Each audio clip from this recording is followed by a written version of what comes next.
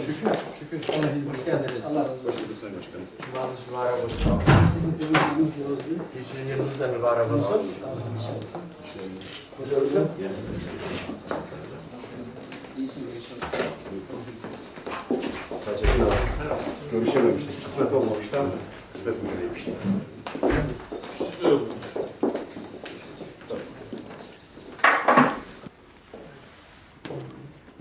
Demirsul yapıyoruz. Mehmet Fevzi, Mehmet Ali Diyarbakır Teşkilatımızdan Diyarbakır'dan beraber sefere çıktık. Bize eşlik etti. Hoş geldiniz. Bizim çalışmalarımızın yolu bu ara orada bir de malumunuz geçtiğimiz cumartesi günü Batman'da üniversite bir olay meydana geldi.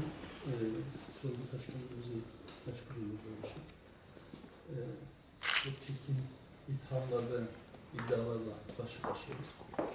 Bu nedenle şu anda diyebilirim ki başkanlık kurulu üyelerimizin yarısından fazlası kontrol ediyor. Bu fitne akışının büyümemesi, akışın sürmesi için çaba içerisindeyiz. Sizin ziyaretiniz hem malumunuz kuruluşumuzun üzerinden henüz aylar geçti, yani bir yıl geçmedi. Hem bir nezaket ziyareti, karşılıklı fikir alışverişi olur belki.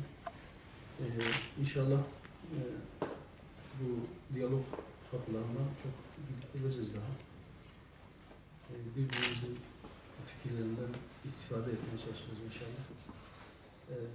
Biz yeni kurmuş bir partiyiz. Sizin de çok köklü bir geçmişiniz var.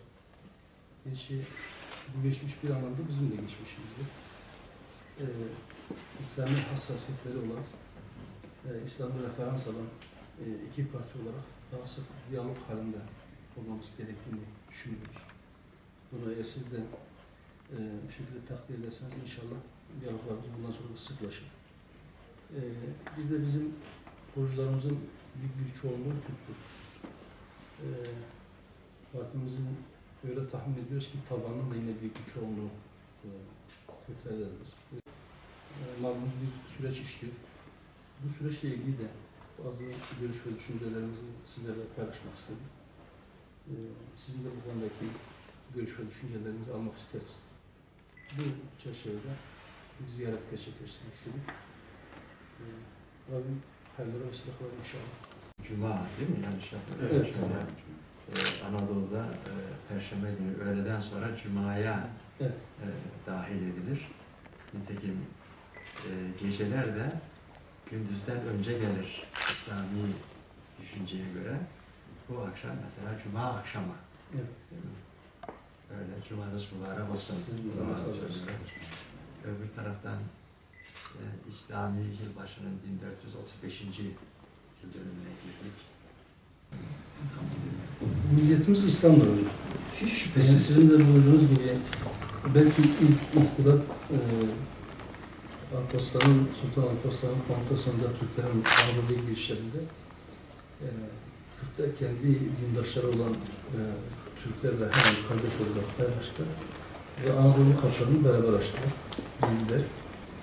Yüzyıllar boyunca da kardeş yaşamaya devam ettiler. Fakat Osmanlı'nın son döneminde İttihat Terakki'nin kıpırdamalarıyla bu kardeşlik yavaş yavaş bozulmaya başladı. Fatih programımızda da biz bunu dile getirdik. Yani yazılı olarak bunu bugün söylemiyoruz. Burada olduğumuz için söylemiyoruz. Bizim bakışımız budur. Bizim planımız.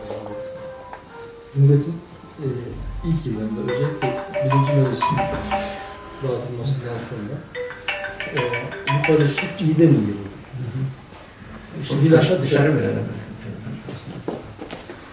Hilafet kalındıktan sonra zaten Şeyh Said Rahmetullahi Aleyh'in kıyam etmesi, biz ona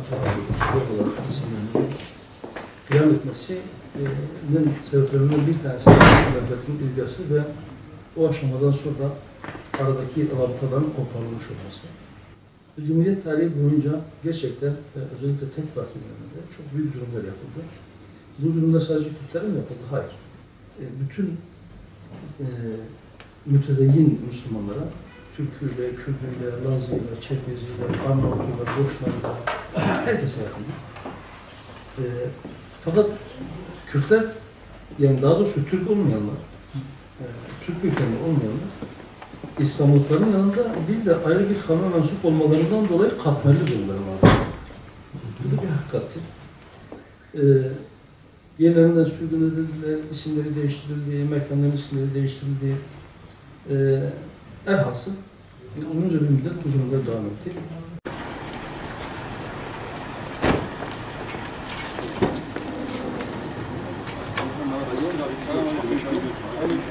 Selamünaleyküm, görüşürüz. Yani uygun bir zamanda. Bu da görüşmeyi gerçekleştirelim. Tamam inşallah.